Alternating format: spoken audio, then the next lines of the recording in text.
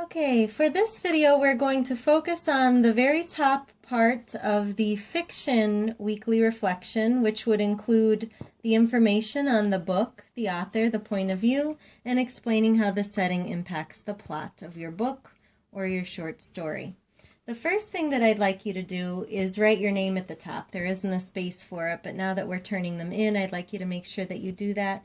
And then I'd also like you to indicate what week this is. Is it week 2? Is it week 7? Is it week 8? And that way you'll be able to put this in your portfolio, and you'll be able to tell what improvements you've made as the quarter goes on. The work that we're going to deal with here is the short story called 7th Grade by Gary Soto. So if this were a book, I would underline the title and only underline it, but short stories are a little bit different. Short stories and magazine articles and newspaper articles get quotation marks around it.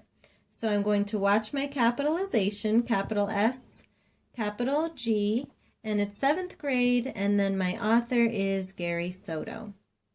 Again, watch your capitalization.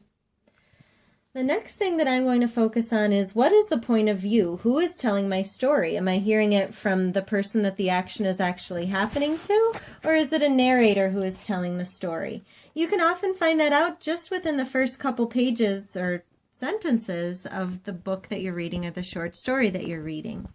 When I read the first sentences of 7th grade, it says, on the first day of school, Victor stood in line half an hour before he came to a wobbly card table. He was handed a packet of papers and a computer card on which he listed his one elective, French. I haven't seen an I haven't seen a me. And so I can tell based on what I'm seeing that this is indeed third person, because it sounds like someone from the outside is telling the story. And I'm going to show evidence that I know this by grabbing a detail from the text. That's a direct quote, word for word, right out of the text. Because it's a direct quote, I have quotation marks around it. And because I'm cutting off the first part of this, I'm going to put these 3 dots, which is called an ellipsis. And I'm going to write, Victor stood in line. And that has enough to tell me that it's third person. My page is page 6. So I'm going to put parentheses and I'm going to put a 6 inside it, and that's the way that we document where our pages come from. The last thing that I'm going to do is I'm going to underline the part that tells me that it's third person. So I'm going to underline that it says Victor, because if it were first person, it would say, I stood in line. But because we see a character's name, I can tell it's being told third person from an outside narrator. The next thing I have to do is explain how the story would be different if it were told from another point of view. So my other option here is usually first. Very rarely will you be reading second person. And if it were told in first person point of view, it would be Victor telling the story of himself. I want to go beyond just saying, well, it would say, I stood in line, or I love Teresa. I want to really think about how this is different if it's told from another point of view.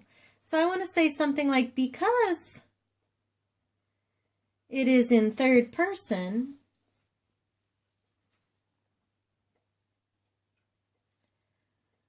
we cannot know exactly how Victor feels about Teresa.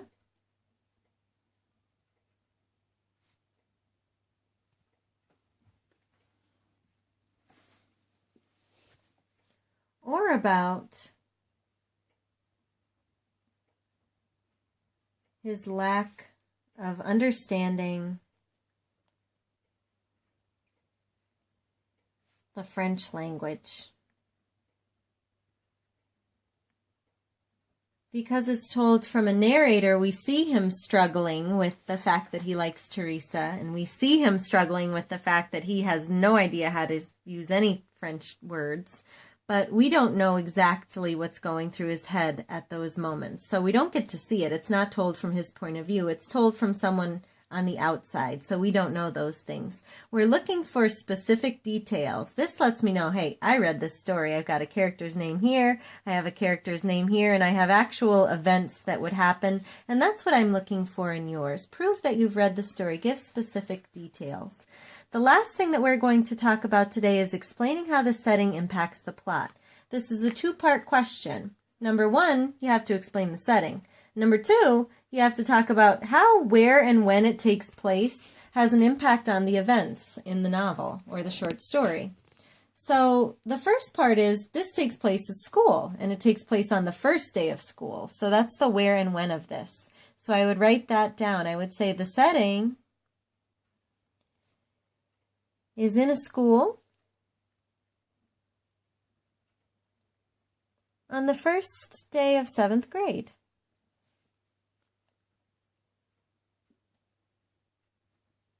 Then I have to talk about why that's important. When we read this story, it's very important because that's the opportunity that Victor gets to actually interact with his crush, Teresa.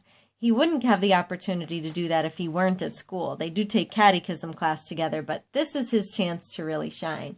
So I want to talk about that. I want to explain it and say something like, because it takes place in a school,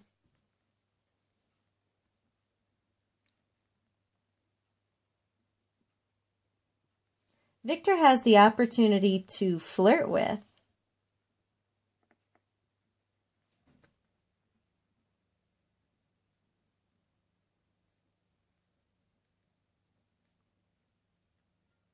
and win the attention of Teresa.